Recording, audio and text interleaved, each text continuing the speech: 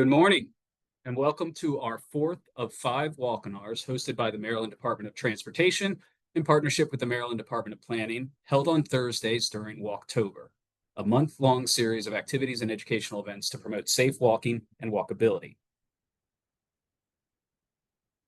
My name is Joe Griffiths with the Maryland Department of Planning, and I serve as the moderator of this walk-in-our session.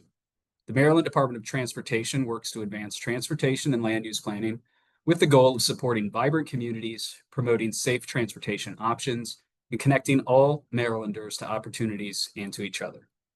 In May, MDOT launched their monthly MDOT in Motion educational series.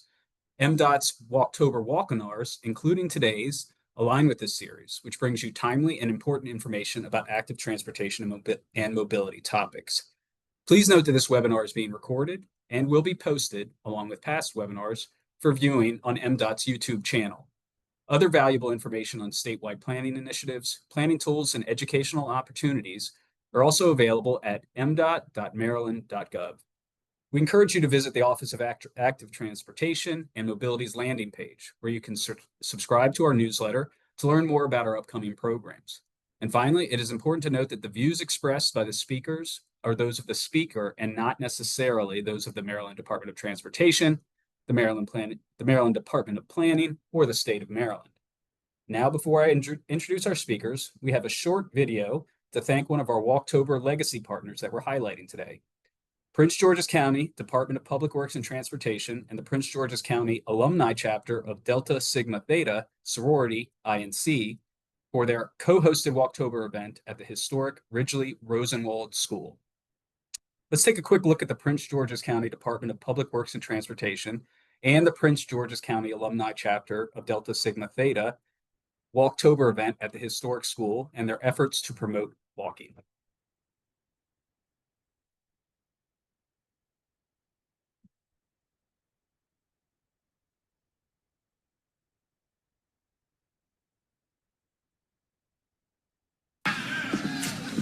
Now this will be a straight walk-off. Old school rules. First model walks, second model duplicates, then elaborates. Okay, boys, let's go to work.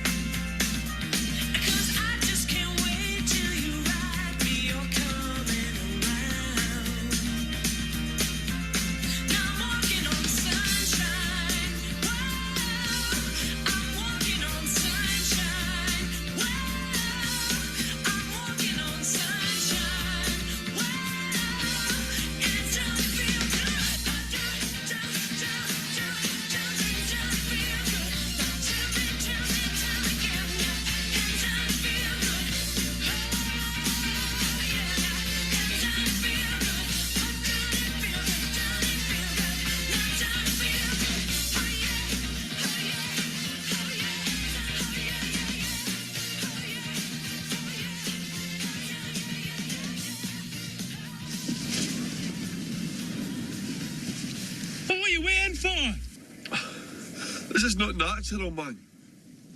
It's a great outdoors.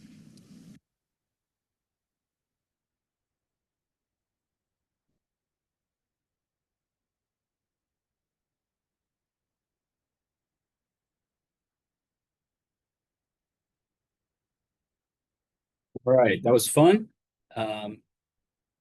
Get to the next slide. There we go. Following the presentations, our presenters will answer as many questions as time permits. You can submit a question for the speakers at any time by using the question tool located in the control panel on the right side of your screen. If you have administrative or technical questions, please use the chat function. Please add your questions to the Q&A tool and not to the chat, as we will be able to access them more readily at the end of the walk-in-hour if they are in the Q&A tool rather than in the chat. AICP certified viewers of this live event are eligible to receive 1.5 CM credits from the American Planning Association. To receive AICP credits, visit the APA's website, planning.org, log into your account, and search for the name of today's event or search for the event number 931-7963.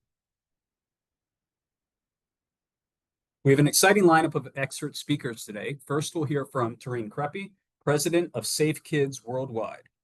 Tareen is the President of Safe Kids Worldwide and the Vice President of the Child Health Advocacy Institute, CHIA, at Children's National. For more than 25 years, Ms. Kreppe has dedicated her career to making a meaningful difference in the lives of children and families.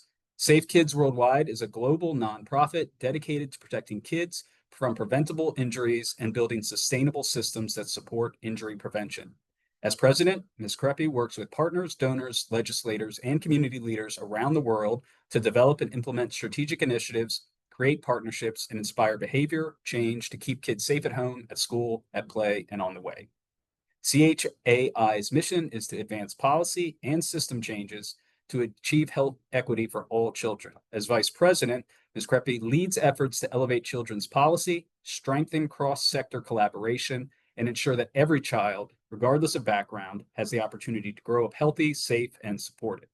A passionate advocate on Capitol Hill, Ms. Kreppe is dedicated to finding innovative ways to reach all families with the education and resources they need to keep their kids healthy and safe. Ms. Kreppe is also a lifetime member of Leadership Greater Washington and a member of CHIEF, the largest network of senior women executives. She was recognized by Women We Admire as a top leader of Washington, D.C.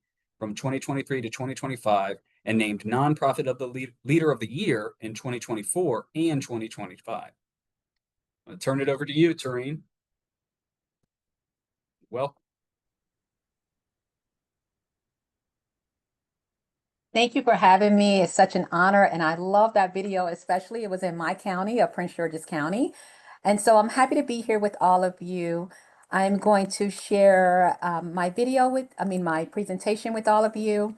And then most importantly, we're going to have some fun enjoying some of our videos. So give me 1 second and we will share everything with you.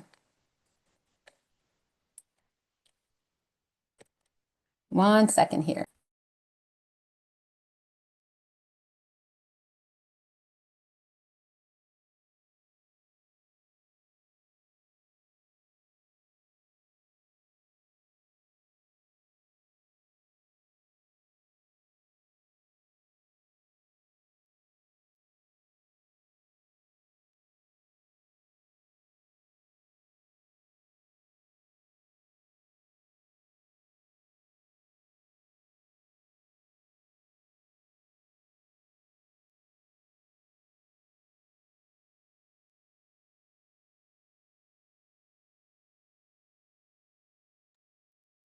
All right, thank you, everyone. My goal here today with all of you is to really talk with you about how do we teach kids walking safety from a young age. And I'm sorry about my technical difficulties here. Okay. Our mission at Safe Kids Worldwide is how do we work to reduce unintentional injuries to children ages 0 to 19. And as Jeff mentioned, we do this through helping families understand the importance of how to stay safe at home, at school, at play, and on the way. Most importantly, where we find kids. The way that Safe Kids Worldwide works is that we really first want to understand the problem through research. So we collect data. Through the research, we create and understand how to solve for the solution by developing programs that really meet families where they are in the community. And we advocate for change for new and improved laws. And most importantly, today we have to share that through awareness. And we do that through a multidimensional approach, and that is through digital, social, and web presence. Our work in road safety have spanned across almost through the inception of our development, which is almost 38 years. We work on bike safety, child passenger safety, pedestrian safety. That includes also micromobility. We are the national certifying body for all car seat technicians and inspections. So if you've been certified as a tech or an instructor, you have come through our program to be certified. We work on off-highway vehicles, which are very important. We see many of those on the road right now in our state and in our counties. Rail safety, which is really a big project that's happening right here in Maryland with the Purple Line. So we've been working very closely on rail safety. We also, this week is School Bus Safety Week, and we're working with Bus Patrol on school bus safety support. And most importantly for us, teen traffic safety. And so I'll share a couple videos around that. meeting our teens where they are and understanding that many of them are holding out through GDL. And so we really want to do a better job of helping them understand the importance of becoming drivers sooner than later.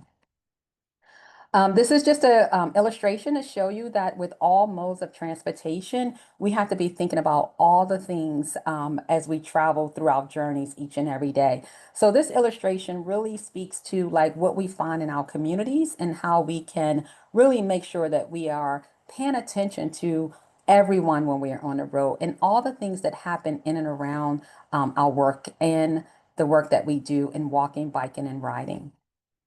Here, I'd just like to highlight some, the research that we do. We create these reports to really affect change. And how we affect change is really looking at the data.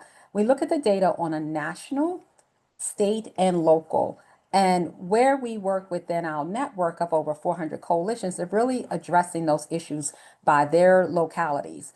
And so when we look at the national data, we're really looking at how do we address the problem that we see? And not only are we doing this work as Safe Kids Worldwide, but we're partnering with other organizations. And Maryland Highway Safety Office is one of our partners that we work with also. All of these reports, the data is available to you, so you're able to go to the website at the end of this presentation and get any of these reports downloaded. So here's what we know. We know that pedestrian injuries among children 0 to 19 in the US in 2023 is a problem. Here, I'm not going to read the slide, but just really want to illustrate for you the importance that this work becomes for all of us to be a constant renewal of education. We know that there are 3.8 million babies born each year, so they're growing, and over time, we see that the reduction that we need to make. One of the things I just want to highlight, especially in that second bullet, is that looking at the ages of kids 12 to 19 are 3 times more likely to die as a pedestrian than younger children, and boys are 1.8 times more likely to die than girls. And I think that's critical to understand because as we enter into next week, which is Halloween, we know that kids are 4 times likely to be hit on that day than any other day. And that is where we need to really be vigilant all year and not allow that one day to impact us. Bicycling injuries among children 0 to 19, again, this is one that we see more now than ever, is that children on some of these micromobility types of scooters, electric scooters, are not wearing helmets. And so for us, it's very important for us to continue to spread awareness about helmet use. We know that when they rent those particular micromobility, they're not a opportunity to rent a helmet. So we want to encourage the use of carrying their helmet with them. But here again, we know that the highest rates are among 15 and 19-year-olds, and boys are 4 times more likely to die as a bicyclist than girls. We know that one of the problems is high traffic. We know speed, we know distraction, we know the lack of pedestrian and cyclist infrastructure, where I feel in our communities in DC, Maryland, and Virginia, we're doing a great job with addressing that.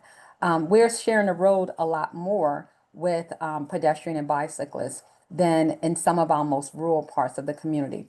But we have done a significant amount of education and awareness in schools to talk about the importance of distraction.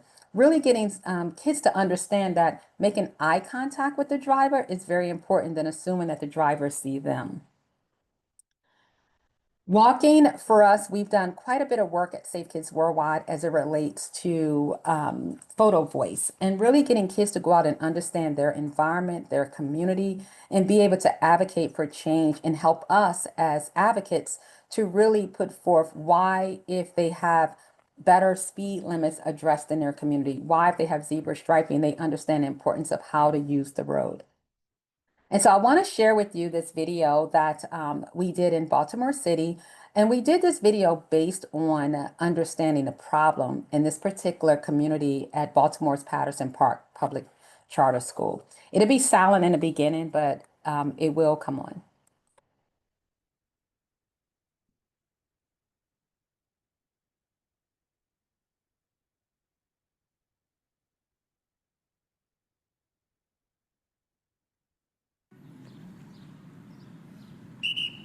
Now use the crosswalk, fellas. Put down that phone. Look left, look right, look left again, and make eye contact with the driver.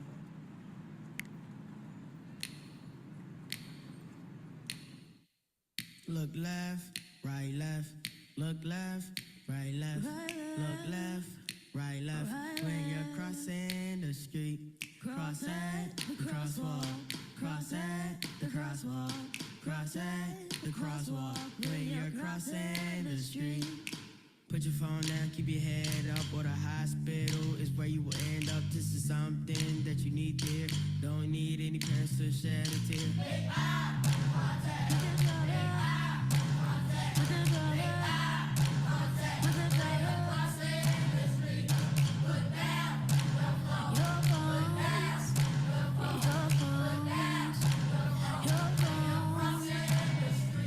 If you don't wanna end up in a coma, your mom missing you at home. I'm just here to let you know these simple rules will keep you up. Look left, right, left. Right, left, right, left. Right, left, right, left. When you're crossing the street, cross at the crosswalk. Cross at the crosswalk. When you're crossing the street.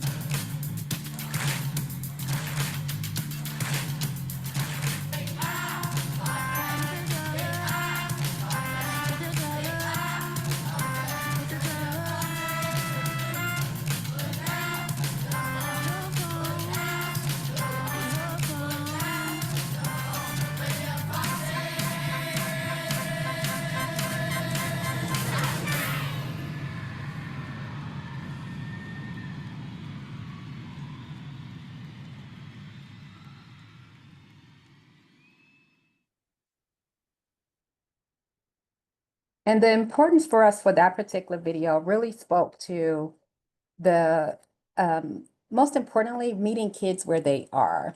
Here's one that I want to talk, oh, don't play it again. It really spoke to the importance of meeting kids where they are, teaching them safety through fun, and most importantly, understanding the importance of crossing at the crosswalk.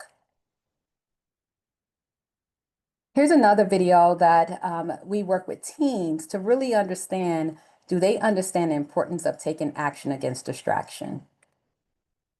Hi, we are out here in Washington, D.C., and we're asking teenagers if they've ever texted while they've crossed the street. Yes, most definitely. All the time, actually, yeah. Yes, I have. Teenagers do it all the time. And do you think you're ever going to text while you're walking? No, it's dangerous. I mean, I know it's dangerous, but can't help it. What percentage of your friends would you say text when they cross the street? 95%. Good 80%. The 90%. When is it important enough to text when you're crossing the street? If I'm texting my mom or my girlfriend. What would you be texting your girlfriend that would make it okay to text while you're crossing the street? Well, I usually have to answer pretty fast, or she's probably gonna get mad. Would you prefer that your boyfriend texts you back right away or gets hit by a car? What would you think would happen to you if a car hit you?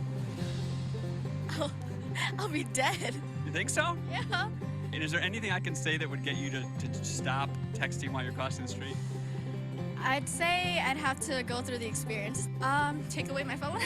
Making it an obvious thing that so people like take the time to think about it. If only I knew it was like really dangerous.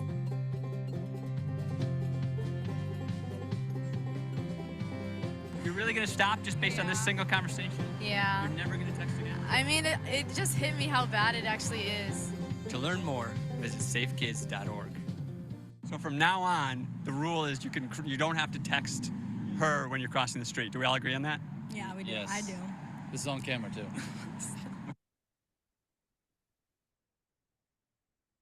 You can see it's very interesting the risk that our youth will take. And so for us, it's important Hi, for we are us out here in to Washington. really do a better job of explaining the importance of why take action against distraction is important. I think sometimes allowing them to see themselves in their own action help us to educate and help them understand the importance. These are just some statistics that we did around Moment of Silence, really to really put forth the messaging to our most vulnerable, as I mentioned, the 15 to 19-year-olds, to really help them be a part of the messaging, to help them be able to share I would say most importantly, what they're living at that moment. And so these were some statistics that we shared. These were some graphics that we worked on with them. And then I'll share with you another video.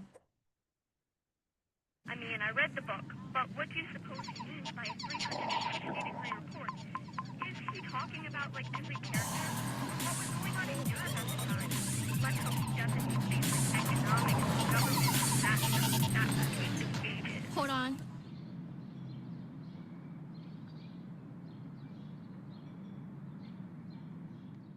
This moment of silence is in honor of Christina, who was killed while distracted as she crossed the street. Join the Moment of Silence campaign by putting down your device when you cross the street. Learn more at safekids.org. I mean, I read the book. That particular moment of silence is very important to us because Christina is and was a resident of Montgomery County. And she lost her life, unfortunately, on the morning of Halloween, and she was wearing all black. And so for us, it was important for us to really memorialize her, but also share this with other teens so that they are aware of the importance of heads up, phones down. 1 second. Device when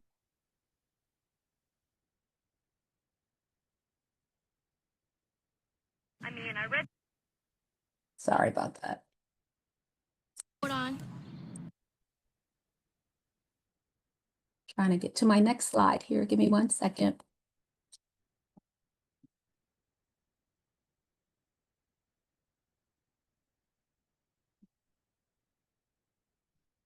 So while we are getting me to my next slide, the next is really to show the bricks and mortar of what we do with heads up, phones down. And so one of the things is that we've worked with graphic designers, we worked with transportation experts to really put messaging in and around the schools, because it's important for us to keep that messaging in front of them at all times. And really when we're out doing education, to really help them understand the importance of why they need to walk with their heads up and phones down. We've also partnered with different organizations to improve safe school zones. This particular school zone here that we work with, you can see on the left where there were no crossing, we saw an uptick in kids getting hit. This was outside of Philadelphia, and we work with the Children's Hospital of Philadelphia. And as you can see, as part of that school zone improvement, we were able to work with the county planners to put zebra striping to help kids be able to cross properly. And most recently, we went back to really repaint those stripes so that we can keep it up even when the county was unable to. This is one of my most favorite for our younger kiddos, and that is really these Clifford books. We at Safe Kids write the story in collaboration with Scholastic. These books are free to anyone on the call that would like copies of them to distribute in their community. But we write these books in real time to talk about the importance of how Clifford should take a walk, how Clifford should ride the train. And we read these to preschoolers up until 3rd grade. We provide them and the school with the books, as well as libraries in that community, as well as plush dogs. So I'll pivot now to biking. One of the things that I think is the big important message for Safe Kids is that when we give you the advice, we want to give you the device. And so with our biking and our work that we do, we really distribute helmets. We know that kids have a lot of reasons why they won't wear a helmet, but for us, it's important for us to get helmets that will fit almost every child's head, no matter their hairstyle, that the importance is that we protect them while riding a bike. So this is an image that I love that we did for schools for National Bike to School Day. We designed this in our office to really explain to them about use your head, wear a helmet, but it's relatable to all the things they use in primary school. We provide these tip sheets. Also, we provide these magnets to the right to really offer families to have for them at all times on their refrigerator if they forget how to properly fit the helmet. It's one thing to wear it, but it's another to fit it properly. So we really do spend a lot of time really helping parents understand the importance of not just wearing the helmet, but wearing the helmet that's fitting correctly. And so here's just some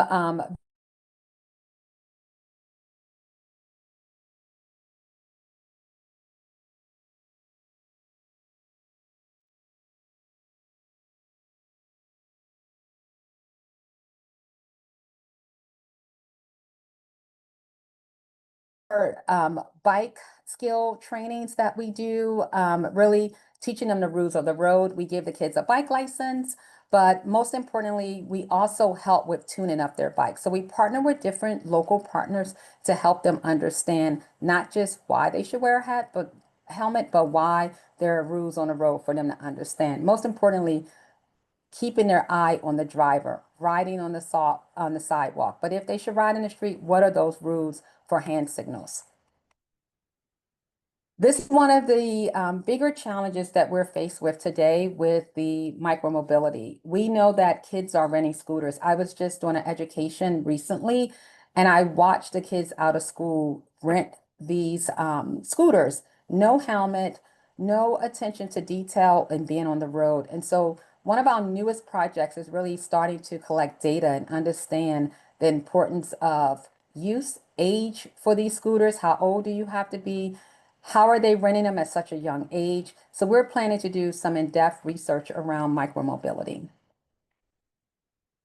And then I love to leave you with some of the observances that are coming up, just so that as you're looking at this, that you get involved with how you can, at a national, local, and state level, focus on some of these observances.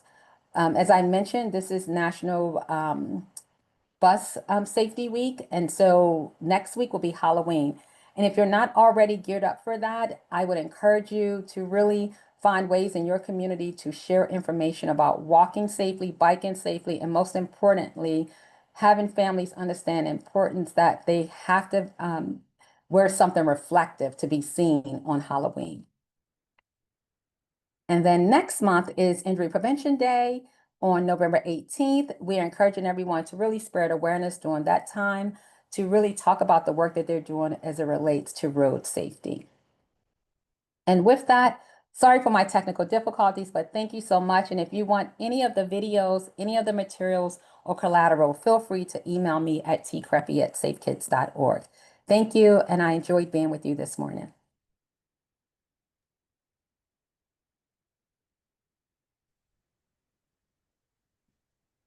Thank you, Taurine. All right, let me get back to our regularly scheduled program.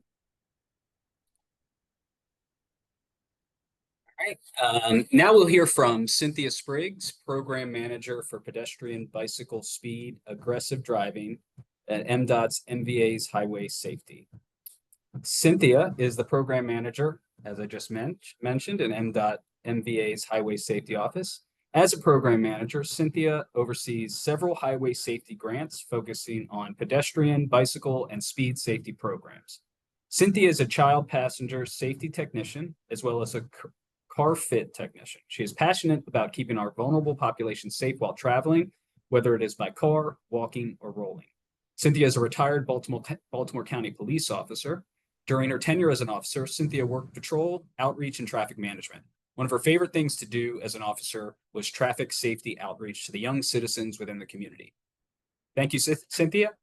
Now I'll turn it over to you. Good morning. Thank you very much, Joe.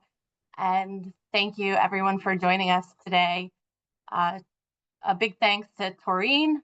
She's a wonderful partner, and thank you for setting that national stage as I bring us to kind of more of the Maryland state of what we're doing and how we are helping everybody. And so just like Taurine mentioned, starting at that early age and really reaching those children where they are. So I am going to start a little bit, just a background perspective from a state highway perspective as to what we're doing, why we want to do this, all of those things. And one of the biggest things is we have a safe system approach. And when you look at this safe system approach, everybody has a role and responsibility. And it's not just those in the traffic safety world, it's not just those in the injury prevention world, but it's really everybody. And so we want to just emphasize those safer roads that we work with our partners in the engineering infrastructure. Our post-crash care is so important. Safer vehicles, looking at all of those technology features that we have. Safer speeds, which I'm going to touch on in just a little bit, and the safer people. And that's really where this safety culture change in traffic safety, and not saying, you know, that this accident happened, but that this was a crash and this was something that was life-changing for those that are involved.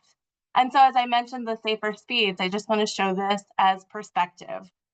We all want to do the speed limit. What's posted is from our engineering friends as to what there's there and why the officers are out enforcing or automated enforcing to make sure that we're keeping everyone safe on the road, but particularly all of those who are traveling outside of a vehicle that are not protected by all that vehicle technology. This is a snapshot of Maryland's non-motorist fatalities from 1975 to 2023. And I just really want to highlight, while there has been an ebb and flow, 2023 was a very, very tough year. We saw a drastic increase, and that safety culture really needs to be shifted. This is all not just children, but I think it's just really important to see that we have a lot of people that are leaving on foot to go from their place of business, from their homes, whether they're transporting, using it as transportation or using it as a recreation. But we need to make sure everybody is coming home.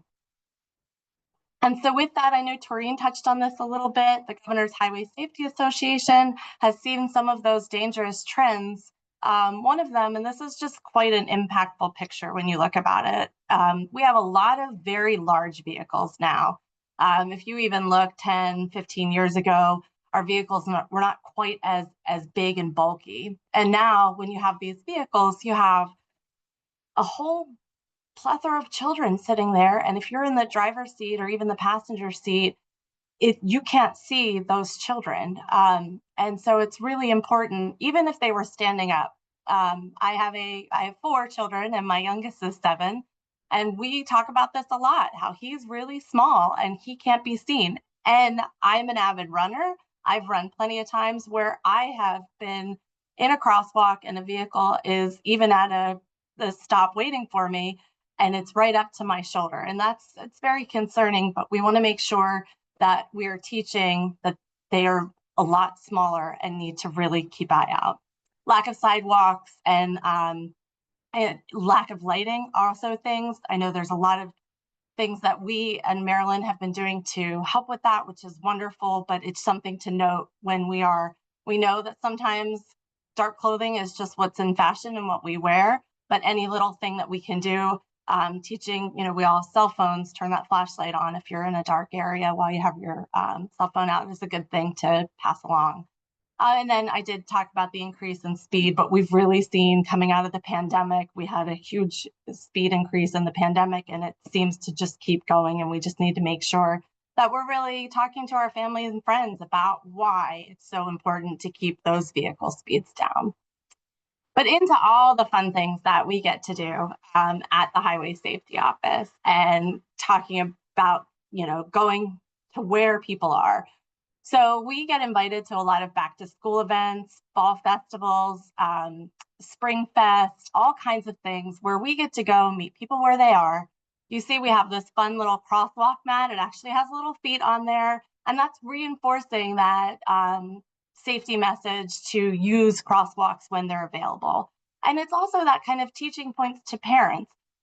I'm, as was mentioned, a car seat tech, and a lot of us in the car seat world, we talk about how children are forming their driving behaviors as soon as that car seat is turned around. Well, they're doing the same thing with their safe walking behaviors or safe bike riding or safe mobility behaviors. They're watching what we do. So if we're telling them to dart across the street, then that's what they're learning. So it's really important to talk and reemphasize that, use the crosswalk, why the crosswalks are there. If a crosswalk's not present, the safe places to cross. But meeting people where they are and talking about their communities is a big part. I do the statewide of all of this, but we have a community engagement team that goes out into the communities as well as myself. We're a small but mighty team that goes out. And so along with doing community events, we also host grant-funded opportunities. And I will just give a shout out to Montgomery County. They also have a youth ambassador program. It's not funded through us, but we're a great partner with them. And it's very exciting to be in this realm.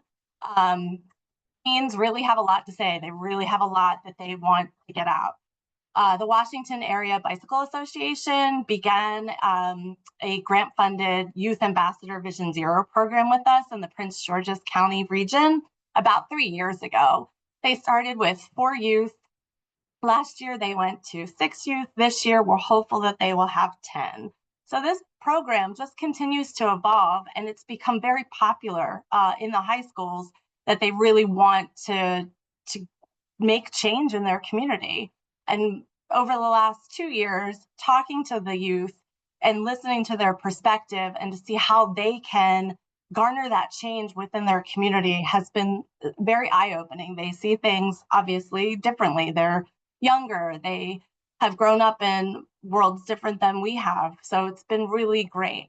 They do talk about traffic safety, Vision Zero in general, but they have a huge focus on that vulnerable road user, walking, micromobility. A lot of the children commute by public transit, by bike, walking. So it's really important that they have that perspective to provide. And so one of the things that was started first years, they wanted to develop walk audits to be done throughout the communities so that they could kind of go down, right boots on the ground, figure out, what's safe, what's not safe, and really start that conversation. So there's many online resources on how to conduct a walk audit. The WABA youth director kind of curtailed it and worked with the youth so that it's more geared towards the youth and how they're doing. But you can also you can tailor them towards your own community so that you can work with those. And the big thing that they've learned is invite as many partners as possible to the walk. And so in this particular walk, I was at this one, and this was a high school in Prince George's County, and it was very awesome to just walk along with the kids. We're on some roads that were posted 35-mile-per-hour speed limit.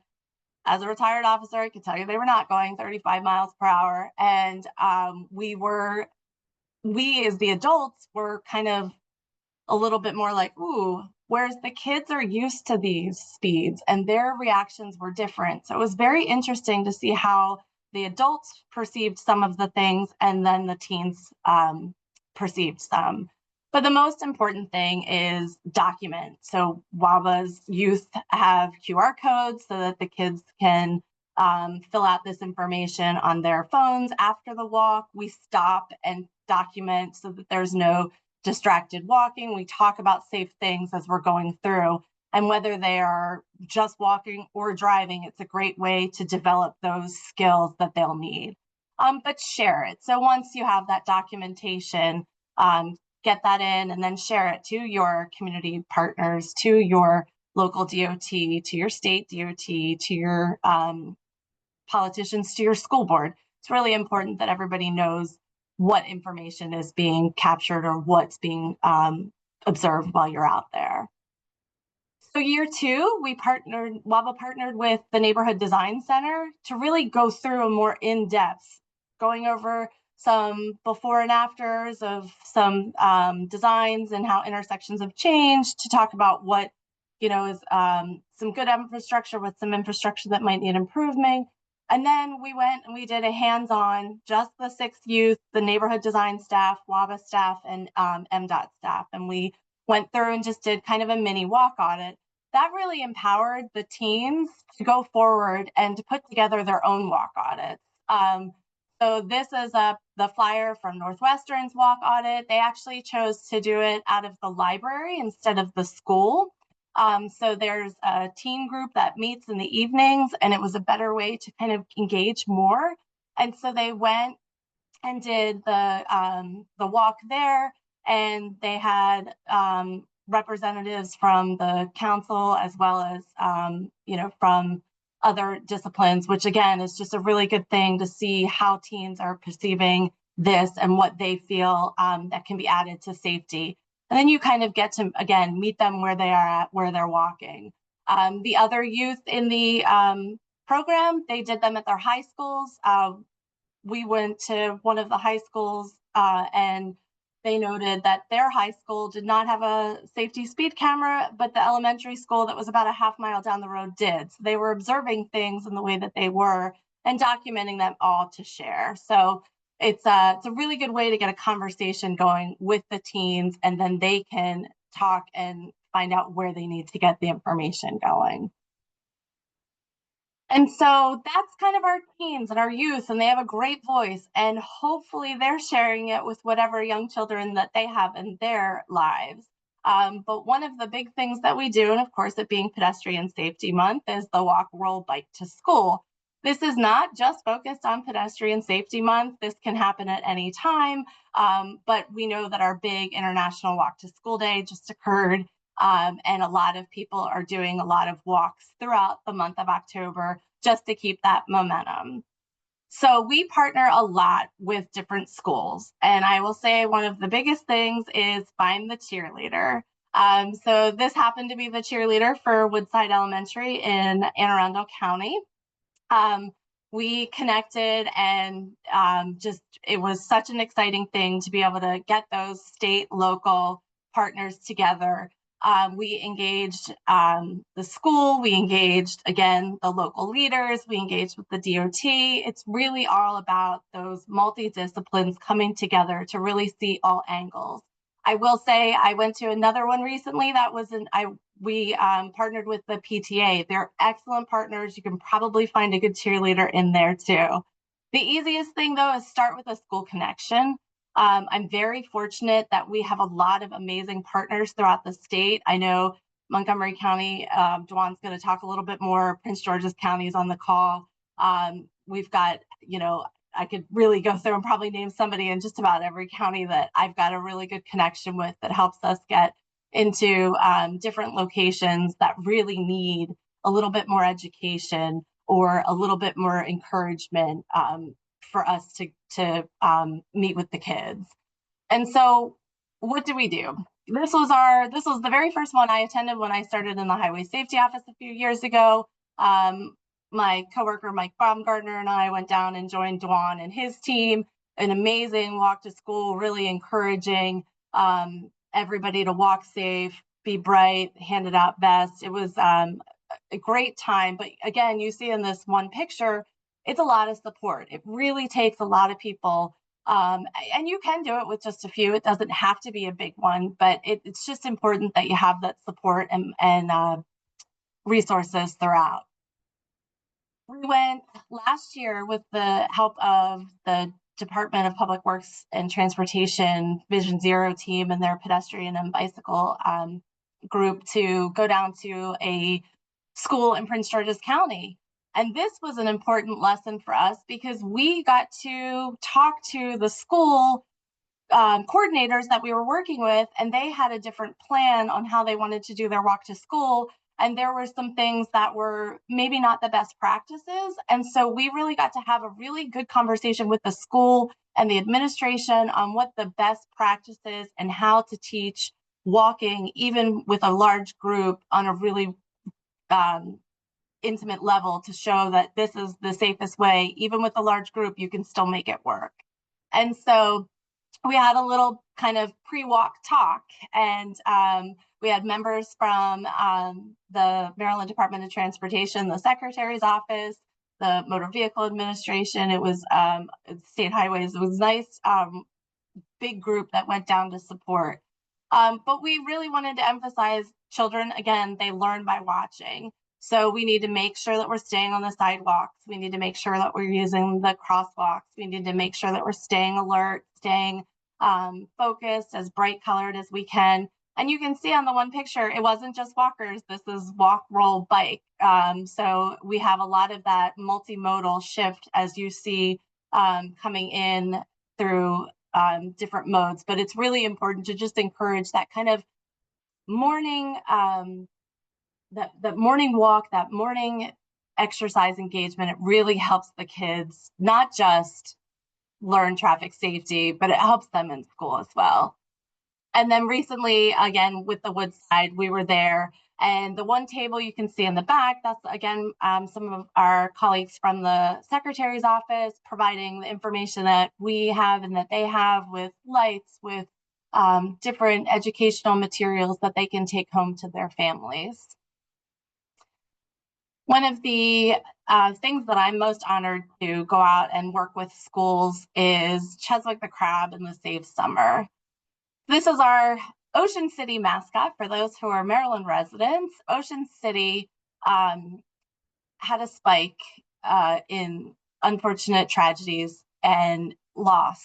And so they really wanted to look at focusing a campaign to make it safer, along with all of the other engineering, enforcement, post-crash care, all of that together. It's just not one approach, it's multi-pronged.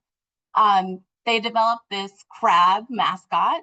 The crab was named by the town, and the town chose to name him after Matthew Cheswick. Matthew Cheswick was tragically killed crossing the road in Ocean City by an impaired driver.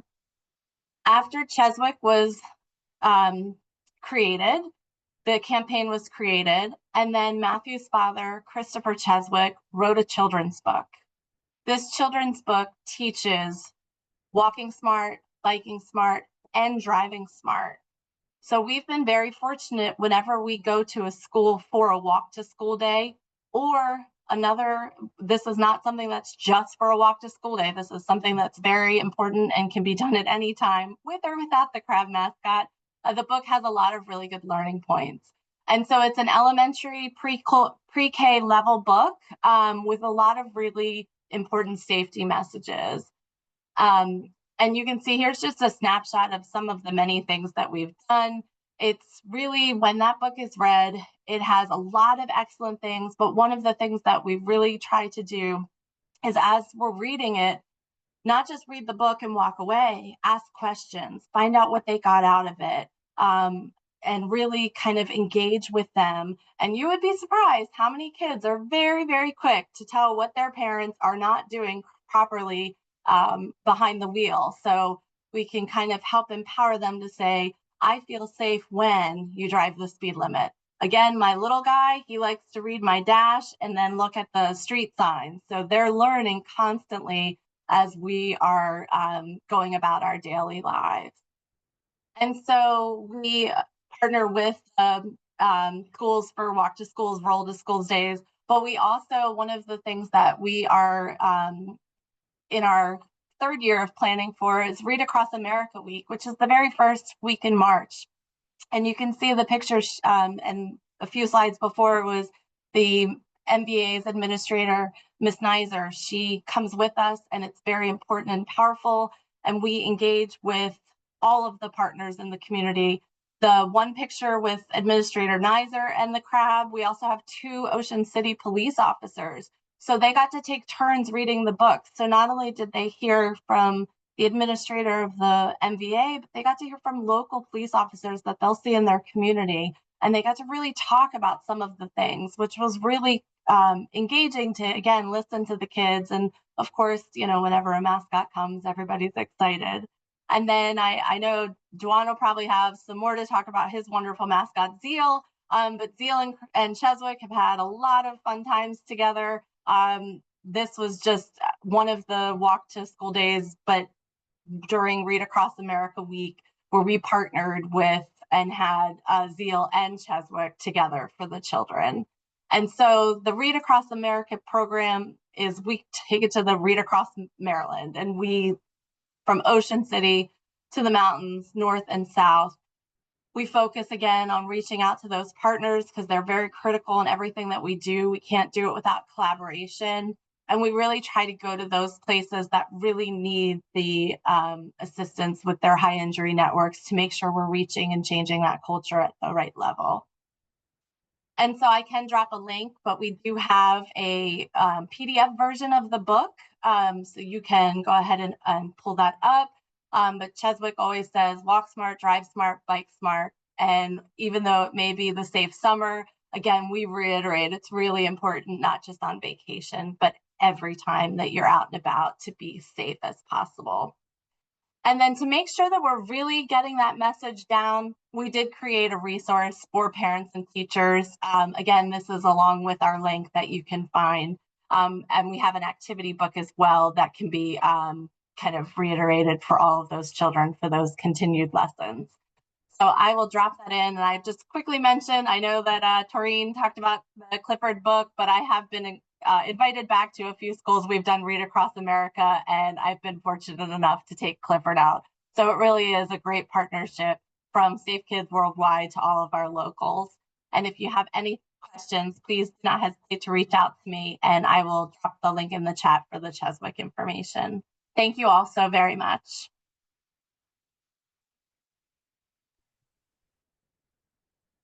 Thank you, Cynthia. Let me get my screen back up. Okay, now we'll hear from Dewan Morris. Dewan has dedicated his life to protecting and empowering communities through pedestrian and bicycle safety education. A passionate and experienced leader in safe routes to school, outreach, and in public engagement, Dewan has worked tirelessly to ensure students and families have safer, healthier ways to walk and bike in their neighborhoods. With a career spanning multiple jurisdictions, including Baltimore City and now Montgomery County, Dewan has led transformative programs that make safety education not only effective, but engaging and fun.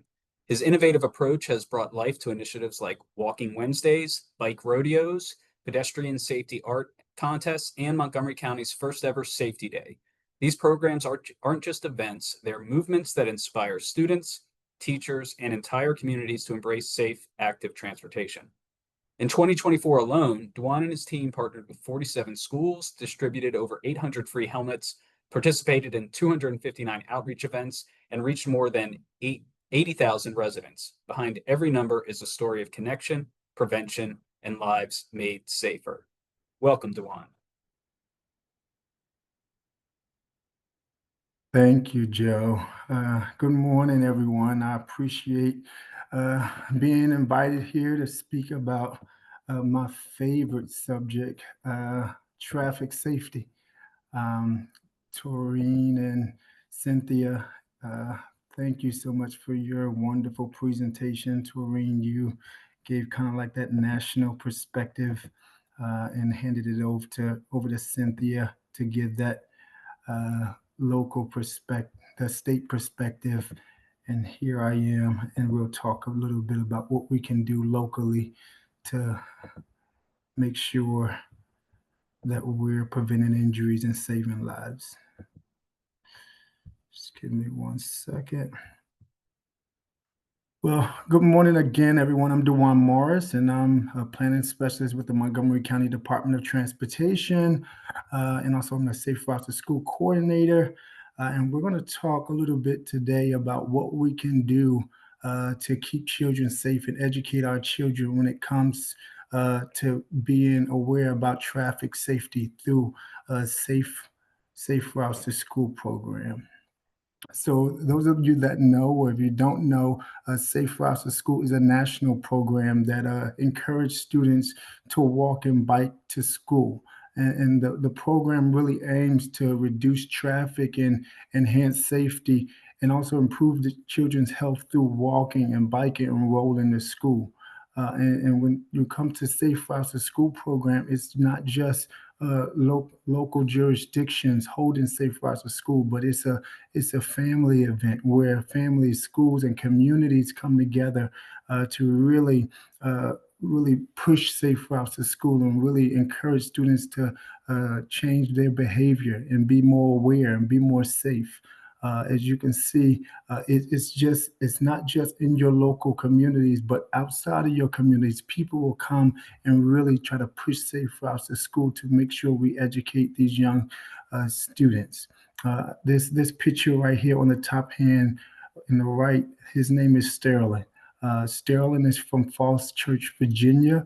And if you know Maryland, that's a little bit of a distance from Gaithersburg in Montgomery County. Sterling found our Safe Routes to School Instagram handle and the pictures that we post and the events that we do and the education that we push out through Instagram. He was really intrigued. He kept direct messaging us, hey, I want to know Zeal the Zebra. I want to know pedestrian safety. I want to come help. And Sterling has been one of our partners, not just in Montgomery County, but coming from Virginia to come and help push our safety message and really help us with safe routes to school. So why does safe routes to school matter? It matters because we want children to be healthy, we want children to be active, but most importantly, we want them to be safe. And when safe routes to school, we want to reduce the traffic-related injuries on our roadway. Every child deserves to get back to their family safe. Every child deserves to get back home if they're walking or biking to school. And right now, there's a lot of cars on the road. We want to reduce congestion. If you know anything about Maryland and DC and the DMV area, if you ask anybody about it, they're gonna know, oh, there's a lot of traffic there. So if we want to get more students out of the cars and walking to school, if it's possible. And also what's my favorite part about Safe Routes to School is strengthen neighborhood connections. You don't know what kind of neighborhood you have until we all working with each other to make sure our children get to and from school safely. So you can work with local jurisdictions, you can work with police, you can work with schools, work with neighbors and friends to make sure that we're teaching our kids how to navigate our roadways safely and making sure that they know the rules of the road to be able to get to and from school safely. But we all have a role to play when it comes to safe routes to school. And there's a quote that's my favorite quote is by Helen Keller. She said, "Alone we can do so little, but together we can do so much." And safety is really a shared responsibility. There's no one party is responsible for the entire safe network of our roadways, but we got to bring local jurisdictions together. We got to get local leaders, educators, parents, students, and friends. We all have to come to the table and put ingredients together so we can enjoy the pie of safety, the pie of making sure our children get to and from school safely. And when you cooperate and when you get these partners together, we strengthen our communities. You'll see safer streets. You'll see our children being more educated. And then you'll ultimately see our students being more healthy and more safe.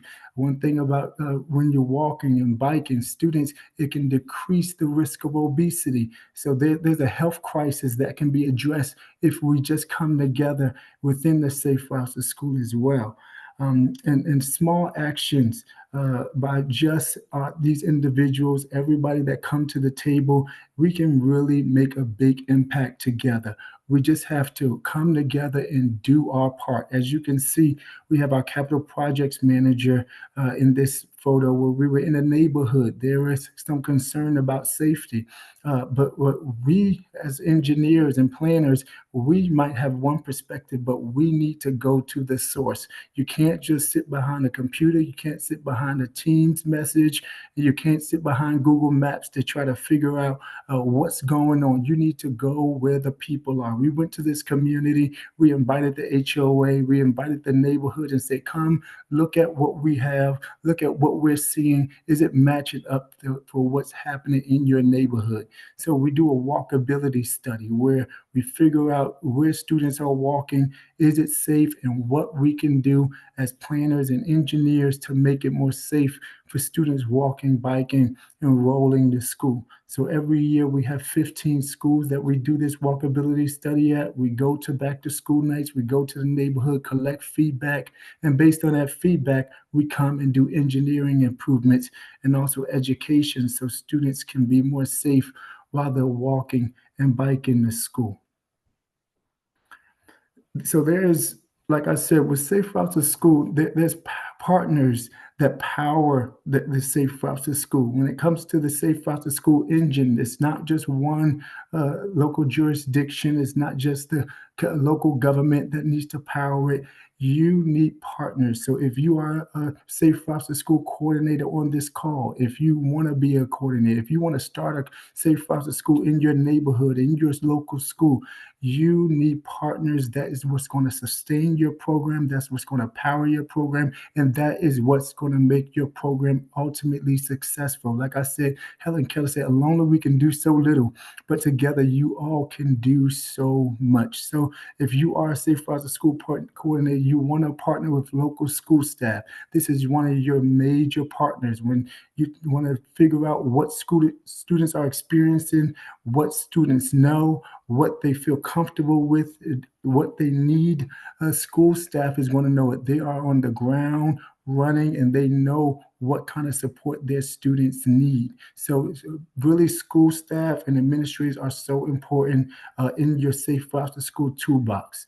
Also, PTAs. PTAs is a wonderful partnership where you can really you can use them to advocate for safety improvements around your school. So if you want to figure out how do I start, you can start by talking to the PTA. They often get real life knowledge, real time knowledge from the school administrators. You can get it to the PTAs and they can be your voice. So make sure that you're partnered with PTAs, also local government and transportation agencies. Some Safe Routes to School program is housed in transportation and local government. For example, Montgomery County, I work for MCDOT, Montgomery County Department of Transportation, but some Safe Routes to School programs is housed in schools. Some Safe Routes to School program is within the school district. So, but one partner you must partner with is local government and transportation agency because they can really help push infrastructure changes around schools because kids can have the knowledge and all the knowledge that they want to know about traffic safety and the rules of the road, but we need infrastructure changes. We need crosswalks. We need ADA ramps. We need sidewalks for students to walk to school. So local transportation agencies really can help push that and get those things done. You want to partner with public health and safety partners. Taurine from Safe Kids Worldwide. She was a wonderful partner with Montgomery County. She has been a wonderful partner when I was in Baltimore. Safe Kids really can help expand our reach and really do what some local Safe Routes to School cannot do. When it comes to funding, it can be a limitation. When it comes to reach, it can be a limitation. But if you have public health and safety partners, you really want to leverage those partnerships to really push that safety education as it relates to health and safety. Also, you want to engage with community organizations and nonprofits. There's so many community organizations that's willing to help Safe Routes to School programs to really push our message, to really educate more and do more. But you really got to find organizations and nonprofits with your same drive, with your same mission, and that want the same outcome for children to be healthy, for children to be safe, and for no child to lose a life on our roadways. And finally, you want to partner with families and students. You want to go to events, meet families, find champions in your community that can help push your message, that can help make sure you do more, make sure you help more students. So you really want to find families and students that really share your message, that have your same drive, that really want to see change and really want to educate our students when it comes to traffic safety. Also, you want to, when it comes to Safe Routes to School, there's a messaging that we must really push. It has to be student-focused messaging. Sometimes we get so caught up in our message that we forget who the message is for. So when it comes to Safe Routes to School, you want to use student-friendly language. So if you're developing any tip cards, if you're developing any brochures, you want to keep the message simple and direct and student-focused so all grade levels can understand it. Sometimes we'll often lose students because we're using bigger words and they don't know, it really can't connect. So you got to find messaging that all age groups can and all grade levels can really understand so that your message is simple and also direct. Also, you want to focus on safety and empowerment. Sometimes we use scare tactics, and I don't, from my personal experience, I don't find that they work. You want to find out, you want to make sure that this messaging can be safe and smart and confident when it comes to students receiving it. Okay. Also, you want to incorporate visuals. A lot of students are visual learners. So if you are a safe route to school pioneer and you're trying to figure out what can you do to really help students understand, you in posters, infographics, games, now videos and TikTok short stories can really, really be impactful, or sometimes more impactful than a safety tip card, than a brochure. So make sure you try to figure out, leverage newer things to help students really understand and grasp your message. Also, you want to leverage school events. Sometimes we try to create so many new things that we forget that things are already going on. Figure out ways that you can incorporate your message into the school events that's already happened. They have back to school nights, they have career days, they have family fitness nights. There's so many things that's going on in schools where you can come as a safe route to school pioneer or program manager, that you can come and say, hey, I want to be a part of this event and this is the message I want to convey. So making sure that you leverage these school events that's already happened. Also, you want to use students to teach other students. It's called, like we do it, called train the trainer. There's something about students teaching students that can click a little bit better than an adult telling them, hey, look both ways. So you want to make sure you find students that can help be an ambassador for your Safe Routes to School program, that help spread the message and really push your message forward so students can be safe. And lastly, repetition, it definitely works. If it's in a song, if it's just going back to the school, saying it one time, it just do not work. You got to tell students 2, sometimes or 3 times for them to kind of remember it and really practice it. And I think when I was younger, sometimes my parents had to tell me 2 and 3 times to, hey, I did not tell you to take the trash out. I'm just reminding you to take the trash. So there's the same thing when it comes to kind of instilling our message in our young people. You can't think that you're going to do one event or just tell students one time and it's going to stick. Go back to the school, go to another event, host another event, so students can really start to hear the message and repeat it. And you can remind them. You can remind them on the morning announcements, PE class, or just send email blasts out regularly. But you do want to keep that conversation going and making sure it's just not a one-time thing.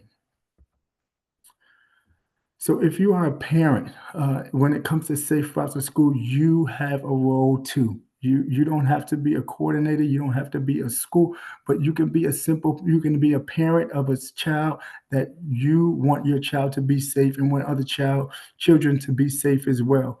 So what you can do as a parent is make sure you model safe behaviors for your child. If you're a parent on this line, I urge you to make sure you are doing the right thing when your child is around, even when your child is not around as well. But make sure that you exemplify safe behaviors, because children, they repeat what they see. They repeat what they see. So making sure that you do the right thing. Also, as a parent, you can also join walking school buses. You can also join bike trains. As you see on the bottom left-hand corner, there's a bike train for Forest Knolls Elementary School, where over 90 students bike to school every single Friday.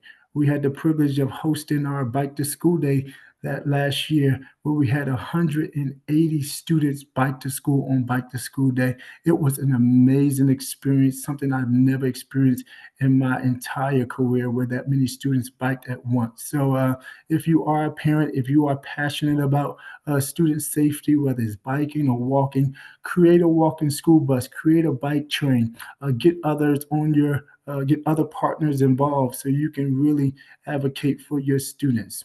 Also, as a parent, you want to work with local jurisdictions and DOTs to advocate for crosswalks and traffic calming around your school. Like I said, there's something that we all can do. So as a parent, make sure that you are working with those partners to not only just model safe behaviors and join these walking school buses and bike trains, but you want to advocate for infrastructure as well. And also you can communicate with schools and local officials about traffic safety. They said, if you see something, say something. So it's not good for a parent to just be quiet. But if you see something, you see a need, if you see something that needs to happen, speak up, say something, contact your local officials. You want to partner with schools, contact the PTA, do whatever is possible to get your voice heard, but make sure you're just modeling those safe behaviors so you can definitely push our goal to have zero injuries and fatalities in our roadways. And if you are a student, you have a role too. Like I said from the beginning, we all have a role to play. So when it comes to students, you want to make sure you're making sure your students follow these safe behaviors, follow the rules of the road, whether it's looking left and right and using the crosswalk, making sure they know the rules of the road so they can follow them. So once we teach them the rules of the road, you have to make sure they follow these rules of the road. You want to making sure they look both ways. And if you have a bike, make sure you wear a helmet. As you see on the bottom left-hand screen, there's a group of young people where we do bike rodeos. Last year, we went to 24 schools to do bike rodeos, and we gave out 400 helmets. As Taurine said, if you give the advice, you have to give the device. So when it comes to safe routes to school, you want to make sure, if you can, you give in students reflectors. If you have helmets to give out, make sure you give out helmets so these students can know, hey, we're serious about your safety. We want to make sure you know it, and we're going to give you the tools for you to be able to be safe and succeed. So this was one of my favorite events to do every single May and Bike Month, where students really learn how to ride a bike and how to do it safely. For example, me, one thing I love to do growing up was riding bike. I grew up in the inner city of Newark, New Jersey. If anybody's from New Jersey on the call, welcome. But I grew up in Newark, New Jersey, and I love to ride bikes, but I never wore a helmet. I never knew to wear a helmet. It wasn't until I was an adult where I knew there was a proper way to wear a helmet. I thought if you just put it on your head, then you're going to be safe. No, you got to wear it, but you have to wear it properly. So what we were able to do, we were able to educate 400 students how to navigate the rules of the road, how to use hand signals, how to wear a helmet and fit it properly, and how to make sure you can ride a bike, be safe, and have fun at the same time. And also, as a student, you want to make sure you encourage your friends to be safe. One thing I teach all of my students, that if you're riding a bike and you have a helmet on and your friends don't, you're doing a disservice. You have to make sure that you're telling your friends to be safe and use caution and follow the rules of the road. So that's also what a student can do to make sure they encourage their friends. Also, you can participate in events. There's so many events that happens on the national level, on the local level, and on the state level, where you can participate as a student, whether it's being a part of a youth ambassador program that we have here in Montgomery County, and the state has it, and also other counties, whether it's participating in a walk to school day event or a bike to school day event. Also, as you see on the top right-hand corner, we have an art contest where students can submit artwork and to talk about and spread awareness about pedestrian safety. Students from K through 5, they can submit their artwork. Every year we have nearly 700 students submitting artwork, and these artwork is amazing. They are really, really creative, but it reinforces the message where what can you do to be safe? And really making sure that students participate in events and campaigns like this to really reinforce the message and making sure students be safe on the roadway. And there's a role of community groups. If you're a community groups, you can supervise and organize these bike rodeos and these events that I've just spoke about. You can sponsor the safety gear and reflective gear. You can advocate and work with schools and PTAs for these infrastructure improvements. You can partner with these events, but most importantly, you can help spread our message. Help spread our message, help get this word out. As you can see, there's local news, there's local partnerships that you can get to help echo our message. So making sure if you are a community group, work with other partners to help spread the message about traffic safety. And the roles of schools, you got to make sure you integrate these programs into your lessons. DC has a program where every second grade student learn about traffic safety. Every second grade student learn how to ride a bike during PE class. It's one of the most amazing programs that I've seen in this country. And also as a school, you can promote walk and bike to school day events and make sure you create a safety culture in your school. Okay, you can work with all the partners that I've spoke about to create that culture, bring resources, and help our children be safe. Schools and PTAs, you can take action by organizing these events. You can advocate for safety improvements and also work with these local officials. As you can see in these pictures, this police chief that retired last year from Montgomery County, him and his staff always partner with us. We partner with the mayor of the city of Rockville, as you see on the right-hand top, and also parents going to the schools and getting information for them. So this is how you can take action as a school or a PTA.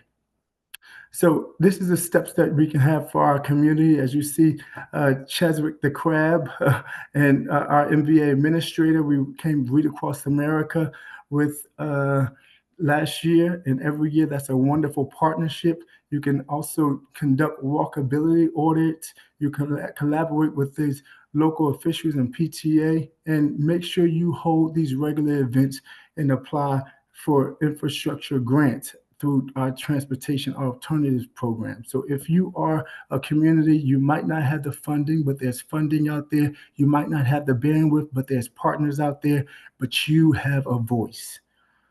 So you can, this is a safety, this is a success story, one of our wonderful success stories. Last year, we seen more than 80,000 residents, gave out 800 helmets, hosted 259 events, and also had almost 50,000 people come to our website to learn about traffic safety. So make sure you share your success stories. Make sure that students know and parents know and everyone knows about what you're doing as a Safe Routes to School program. One of our delegates from last year's Safety Day, we hosted a Safety Day. After the Safety Day, she emailed me. She said, "Dewan, it was a really good event. My son, who was in third grade, especially learned a lot from an area where the kids could ride a bike and a scooter on a practice road. The next day, he was reading the road signs as we were driving." So do not limit your impact. Do not. Make sure that you know that you're making an impact. People are watching, students are watching, and they're going to learn from what they see. And another success story is a Fox Chapel. We had a walk to school day last year there, 2 years ago, I'm sorry, and they gave some positive feedback. They said it was exciting, and they said their students learned, and their students are still talking about traffic safety to this day. Another success story was a transition from Montgomery College. We did a presentation there. They said it was wonderful. Their students still talking about traffic safety, and we really was able to make an impact with them as well. So these are some resources that we do here at Montgomery County Safe Routes to School. We print materials, we create educational contests, do bike rodeos. We have flexible schedules and flexible programs. We have free safety giveaways, but we make the students have fun and learn about traffic safety in a fun and engaging way. So we can get moving together. So like I said, whether you're a parent, you're a community organization, you're a local jurisdiction, even if you're a school, we can get moving together. Every step counts and our voice matters. So together we can really build a safety culture, and we can really make sure our babies get to school, to and from school safely, if we all come to the table and have a piece of the pie. So we have some information on our website. You can go, I'll put some links in the chat for our Flickr album, and you can go to montgomerycountymd.gov/SRTS to learn more about our program. And I appreciate your time this morning. Thank you. Thank you, Dewan. All right. So we'll take the rest of the time for questions. We've been collecting them throughout we've been collecting throughout the webinar, but feel free to add some more. Probably won't be able to get to them all though. So let me get to the Q&A here. I'm gonna kind of combine asking them in the order we received them, but also what I think cover the largest number of issues or most people be interested in. So I'm sorry if I did not get to yours. This one specifically for Cynthia. And all the panelists should turn on their cameras if they haven't yet. Cynthia, would you please talk about MDOT's approach to adding or not adding crosswalks at controlled and non-controlled intersections, as well as MDOT's stance on hawk signals or other options where a signal is not warranted? That's a great question. And I will preface it and say that I am from the behavioral side of traffic safety, not the engineering side of traffic safety. However, MDOT does approach everything as a complete streets. We have policy that's signed off by all modes, including the Motor Vehicle Administration, to have it looked at for all road users.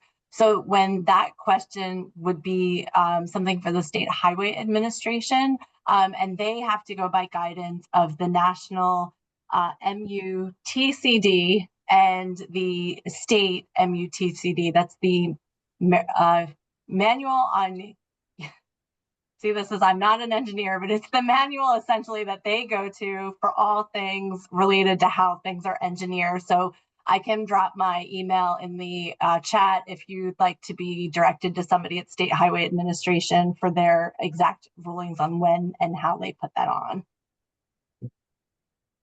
Thank you, Cynthia. Next question is focused on parents. So what documents are, and anybody can answer this, what documents are provided to parents to encourage safe behavior on their part and insights on how to teach young children? And this inquirer is specifically interested on the knowledge base of Purser J Child Pedestrian Safety Education that's being shared.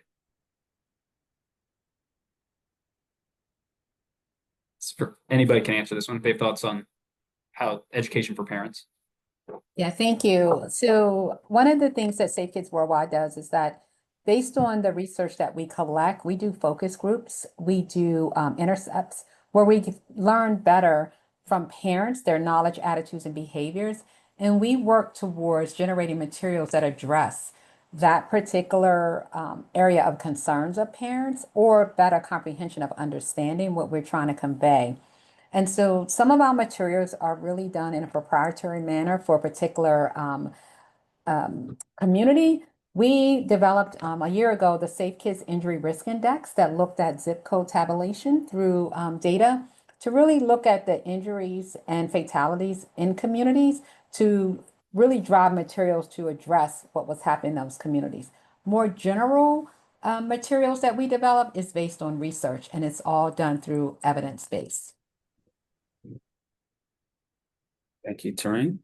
I'll chime in also for the Okay. Maryland Highway Safety Office. While it may not be necessarily completely geared towards parents per se, we do have a lot of education and campaign material that goes out that addresses all different types of emphasis areas, from distracted driving, impaired driving, occupant protection.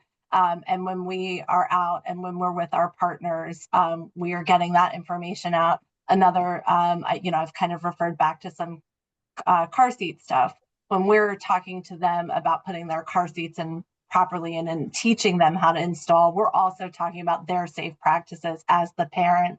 And so when they're making those decisions behind the wheel, that their children are also mimicking what they're doing. So making those safe choices. So thanking them for coming into a car seat tech, as I'm sure Taurine can say with all the car seat techs and instructors she works with, that's a really good focus. And you can touch on a lot of things in those small moments that you have with caregivers. You, Cynthia. And I think the next question's for you as well.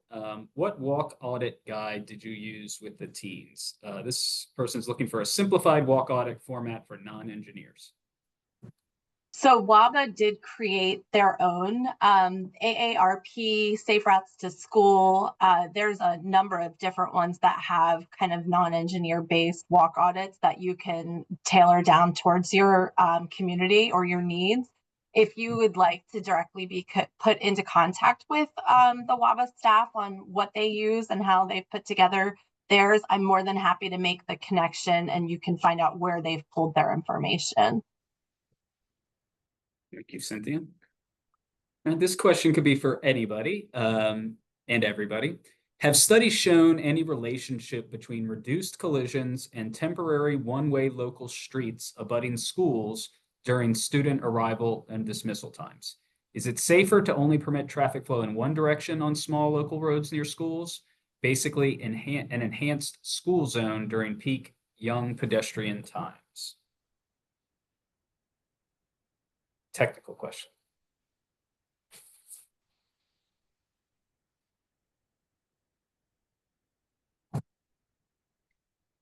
Well, we will we'll share that. We'll be sharing these questions with MDOT and with the panelists after the webinar, and we'll find somebody who can answer that one. Okay, let's see. Is traveling, and this has walking, using transit, bicycling, driving, etc., incorporated into the Maryland school curriculum?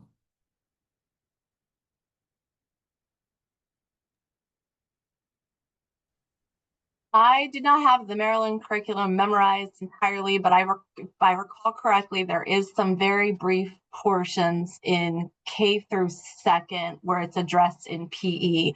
We at the Department of Transportation are working with partners to develop some toolkits for the Safe Routes to School coordinators, and we are working in conjunction with the Maryland Department of Education to make sure that we are putting things in the toolkit for these Safe Routes to School coordinator positions so that they are able to address them properly. Hopefully that answers the question to the best of the ability I can. And Juan, you can speak on more to your local jurisdiction.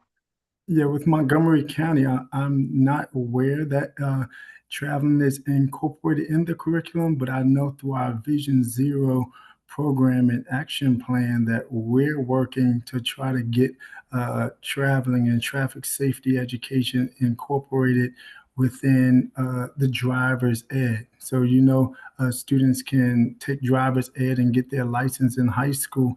And we believe that it's really, really critical to try to get that safety knowledge and get that safety education conversation going within those new drivers. So I'm not confident that it's already in there, but I am confident that we're working together with the Montgomery County Public Schools to try to see what we can do to partner to make sure these new drivers know the risk of the roadways and making sure that they understand what they're getting ready to get into and making sure they model safe behaviors as they start to drive as a new driver. I know we're just about time, Joseph, but I just wanted to add in, maybe we can come back and talk about traffic safety gardens and how we're working on that at Safe Kids Worldwide. School bus patrols right now, crossing guards and safety patrols. We'll love to come back and talk about that. So I think maybe Cynthia and Joseph, that could be a next phase. I know there's a lot of questions about traffic safety gardens in the chat. Oh, yeah. Yeah. Yes. Yeah. That is mentioned. That was one of the questions coming up, but I'm sorry, Dewan, go ahead. But Yeah, traffic gardens is one of my favorite things. When I was working in Baltimore City. It's called Safety City, one of the most unique traffic gardens in the entire country that I've ever seen. Literally small buildings, really small miniature traffic signals, and really students can navigate this space to learn how to be a road user, whether you're a pedestrian, bicyclist, or motor vehicle. So we do have some in Maryland. I know Prince George's County have it, Baltimore City has it, and then around the country, they've been doing pop-up traffic gardens. So traffic gardens is one of the most unique and really fun things that you can do with young people to really navigate them in different spaces. And it's a fun and engaging way. And I do have a lot of experience with doing pop-up traffic gardens, doing curriculums for traffic gardens. So I would love to have a conversation with anyone on this call. If you're thinking about doing a traffic garden, you need an expert, feel free to email me, connect with me, because there's so many ideas that I've had from experience and so many new ideas I have in my head that I'm ready to just pour out to somebody. all right, and like I mentioned, we weren't able to get to all the questions, but we will be sharing the questions with the panel and with MDOT, and that it gives us the contact information for the person who asked and get in touch with you. So I'll quickly wrap up here. I want to thank Tareen, Cynthia, and Dewan for an excellent and engaging webinar. I also want to thank my colleague, Jessica Mayer, who's not here right now, but she's in the back end, our communications wizard who's helped make this run so smoothly. We will be posting a recording of the webinar as well. This was the fourth of our 5 webinars, so we have one more next week. I just want to remind you that you will be asked to participate in a short evaluation survey at the closure of the Walk-in-Our. Please, we appreciate your feedback to improve our Walk-in-Our experience and prepare for next year, which is a year away. Don't forget to sign up for the remaining Walk-in-Ours. Like I said, there's one next week. You can find all the information at mdot.maryland.gov. And I just look ahead to the last one. Next week's Walk-in-Our is Agency Walking Across Maryland with the State Secretary's Roundtable. And it's going to feature the administrator of the Maryland Department of Transportation Motor Vehicle Administration, Christine Nizer, the Secretary of the Maryland Department of Planning, Rebecca Flora, Secretary of the Maryland Department of Natural Resources, Joshua Kurtz, Assistant Secretary of Policy at the Maryland Department of Housing and Community Development, Scott Brett, and MDOT's Assistant Secretary of Public Affairs and Strategy, Joanna Green. I know a lot of people are looking forward to that Walk-in-Our, as am I. So we hope you can join us next week. Again, thank you so much for joining us, particularly to the panel, to my other colleague, Francine Waters, who's helped organizing all of this. And I really hope everybody has a great rest of your day, week, and we see you next week. So, thank you.